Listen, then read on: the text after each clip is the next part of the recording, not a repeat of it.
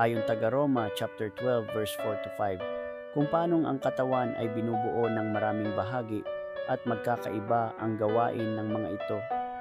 Gayon din naman, kahit na tayo'y marami, nabubuo tayo sa iisang katawan ni Kristo at tayong lahat ay bahagi ng isa't isa. Ang Roma chapter 12 verse 4 to 5 ay naglalaman ng mahalagang aral tungkol sa ating tungkulin bilang mga Kristiyano sa pakikipag-ugnayan sa iba. Narito ang ilang aral mula sa mga talatang ito. Una, ang kahalagahan ng pakikipag-isa sa katawan ni Kristo. The importance of fellowship in the body of Christ.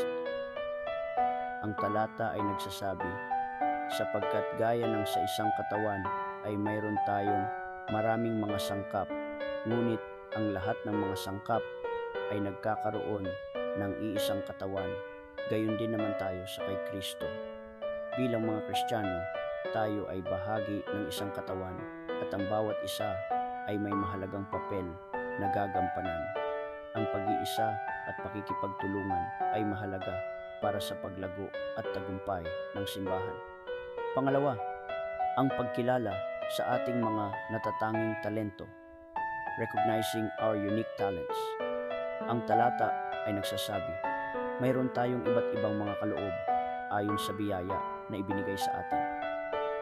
Ang Diyos ay nagbigay sa bawat isa sa atin ng mga natatanging talento, kakayahan, at personalidad. Dapat nating kilalanin ang ating mga kaloob at gamitin ang mga ito para sa ikabubuti ng iba.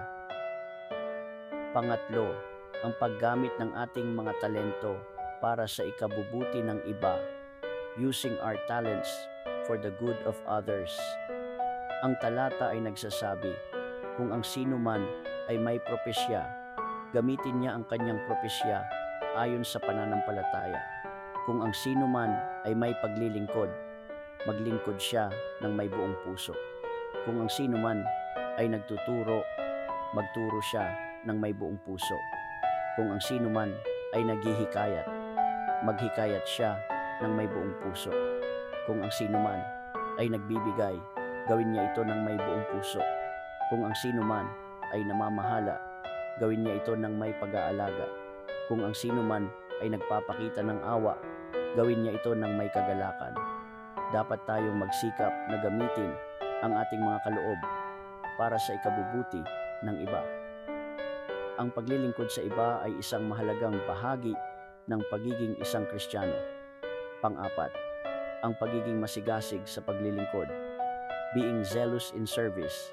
Ang talata ay nagsasabi, gawin ninyo ang lahat ng may buong puso, gaya ng sa Panginoon at hindi sa mga tao. Dapat tayong magsikap na magsilbi sa Diyos ng may buong puso, hindi para sa papuri ng tao, kundi para sa kanyang kaluwalhatian. Sa pagtatapos, ang Roma chapter 12 verse 4-5 ay nagtuturo sa atin na ang pag-iisa, ang pagkilala sa ating mga talento at ang paggamit ng mga ito para sa ikabubuti ng iba ay mahalagang bahagi ng ating pananampalataya. Dapat tayong magsikap na maglingkod sa Diyos at sa ating kapwa ng may buong puso. Amen. Thanks God na nagustuhan nyo ang aking video. Sa ngayon lang po nakapanood ng video ko ay follow nyo po ako sa YouTube. Please subscribe at Bro Chris channel at follow sa aking reels. Sa Bro Chris Montadraya at like, subscribe, share, and comment. Thanks for watching and listening. God bless you.